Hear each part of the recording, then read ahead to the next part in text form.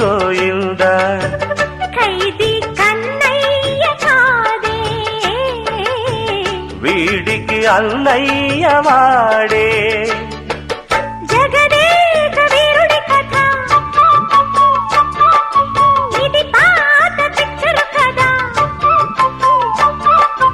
అతిలోక సుందరి తల అతికిల్చిగిస్తా పద ఏ మాయ చేసైనా ఒప్పించే తీరాలి చుక్కలు తెమ్మన్నా తెంచుకురానా చూస్తావా